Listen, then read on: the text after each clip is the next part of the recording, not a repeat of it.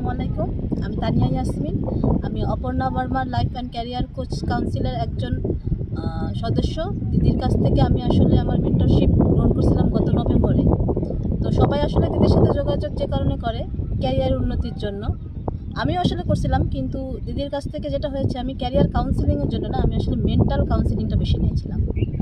দিদির সাথে পরিচয়ের আগ পর্যন্ত আমার আসলে এটাই ধারণা ছিল না, বা আমি জানতামই না নিজেকে কিভাবে ভালো রাখা যায়, বা নিজের ডেভেলপমেন্টের যে প্রসিডিওরগুলো ছিল, এটা আমি দিদির কাউন্সিলিং থেকেই আসলে পেয়েছি।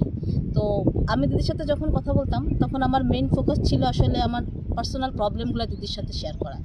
হ্যাঁ, ক্যারিয়ার ব্যাপারটাকে আমি তখন খুব একটা ফোকাস করি নাই। প্রথমে মনে হয়েছিল ঠিক আছে, আমি একটু ভালনারেবল সিচুয়েশনে আছি, তো আগে এটাকে আমার ওভারকাম করতে হবে, দেন আমি আমার ক্যারিয়ারে ফোকাস করব। তো দিদির কাছ থেকে যে 6টা সেশন আমি নিয়েছি, সেখানে প্রতিটা সেশনেই দিদি আমাকে কিছু মেডিটেশন শিখিয়েছিল।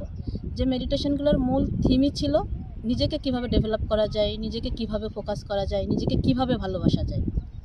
তো দিদির কাছ থেকে কাউন্সেলিং নেওয়ার পরে আমি যে প্র্যাকটিসটা করতাম, যে আমি নিজেকে ভালো রাখার ট্রাই করতাম এবং নিজেকে বিশ্বাস করতাম যে হ্যাঁ, আমাকে দিয়ে এই কাজগুলো হবে বা হওয়া সম্ভব। এটা ছিল গত নভেম্বরের কথা।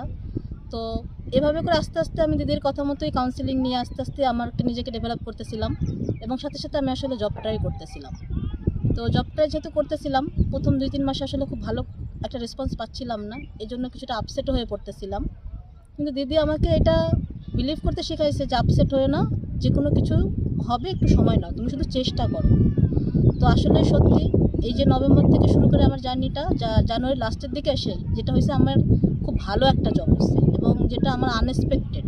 আমি কখনো চিন্তাও করি নাই যে এরকম একটা জব আমার হতে পারে।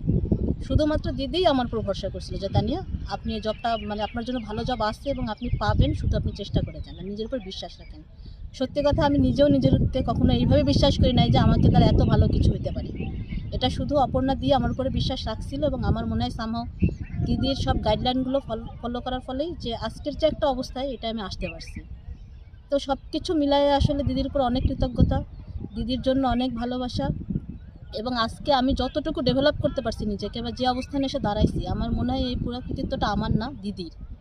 দিদির গাইডলাইন না থাকলে আমি আসলে এতদূর আসতে পারতাম কি না, এটা আমার পক্ষে আসলে মানে খুবই কনফিউজিং একটা ব্যাপার, যে আমি আসলেই পারতাম কি না।